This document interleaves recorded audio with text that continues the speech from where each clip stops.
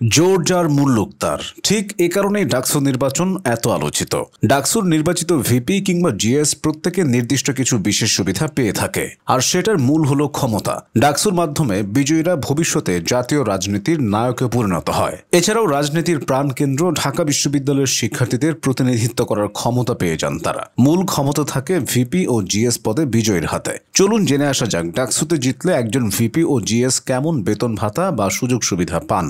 রাজনীতির মন্ত্রী এমপিদের মতো ডাকসুর নির্বাচিত ভিপি ও জিএসরা আলাদা কোনো বেতন বা সম্মানই পান না, কিন্তু সম্মান ও ক্ষমতার দিক থেকে খুবই গুরুত্বপূর্ণ এই পদ দুটি। এর মাধ্যমে বিশ্ববিদ্যালয়ের সর্বোচ্চ দুটি বডি সিনেট এবং সিন্ডিকেটের সদস্য হবেন ভিপি ও জিএস।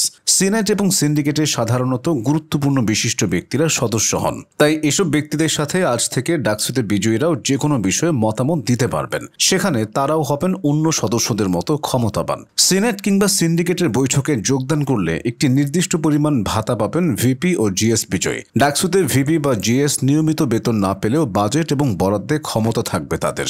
ঢাকা বিশ্ববিদ্যালয়ের বাজেট অনুমোদন এবং বিভিন্ন উন্নয়নের যে পরিকল্পনা হয় সেই কমিটির সদস্য হিসেবেও থাকবেন তারা। এছাড়াও ডাকসু নিজস্ব বাজেট থেকে ভিপি ও জিএস এর জন্য ভাতা দিবে, তবে এটি বেতন নয়, বরং মাসিক ভাতা বা খরচ বাবদ অর্থ সহায়তা। আর অফিস সংক্রান্ত খরচ বা অফিসের কার্যক্রম পরিচালনা এসবের জন্য আলাদা করে বরাদ্দ থাকবে তাদের জন্য। এসব নিয়ে কখনো দ্বন্দ্ব বেঁধে যায়। 2019 ডাকসুর বাজেট বন্টন নিয়ে ভিপি নূর ও জিএস গোলাম রাব্বানির মধ্যে এমনটি ঘটেছিল। 1980 থেকে 90-এর দশকের কিছু ভিপি ও জিএসদের বিরুদ্ধে ছাত্রাবাসের আসন বন্টন, টেন্ডারবাজি এবং ছাত্র কল্যাণ ফান্ড নিয়ে অনিয়মের অভিযোগ উঠেছিল। জাতীয় পত্রিকায় বারবার এসেছিল যে ডাকসুর তহবিল ব্যবস্থাপনা অস্বচ্ছ ছিল এবং এতে দুর্নীতির মতো ঘটনা ঘটেছিল, কিন্তু পরবর্তীতে বিষয়টি তেমন এগোয়নি। তাই ডাকসুতে নির্বাচিত হলে দুর্নীতিরও সুযোগ থাকে নির্বাচিতদের। তাছাড়া কাউকে চাকরি দেওয়া বা চাকরি থেকে অপসারণ করা এসবেও একজন প্রতিনিধি হিসেবে কর্তৃত্ব থাকবে বিজয়ী ভিপি কিংবা জিএস এর। এমনকি বিশ্ববিদ্যালয়ের কোনো জরুরি ঘটনা ঘটলে, কোনো বৈঠক হলে ছাত্রদের প্রতিনিধি হিসেবে তারাও সেখানে থাকবেন। অর্থাৎ বিষয়টি এমন যে বিশ্ববিদ্যালয়ে যত কাজকর্ম থাকে তাতে কোনো না কোনোভাবে ভিপি ও জিএস এর সম্পৃক্ততা থাকবে। সমাবর্তন বা যে কোনো কর্মসূচিতে তাদের প্রতিনিধিত্ব থাকবে ক্ষমতা অনুসারে। তবে ভিপি বা জিএস আলাদা করে আবাসন কিংবা পরিবহন সুবিধা পাবেন না, কারণ ছাত্র হিসেবেই তারা আবাসন ও পরিবহন সুবিধা পেয়ে থাকেন।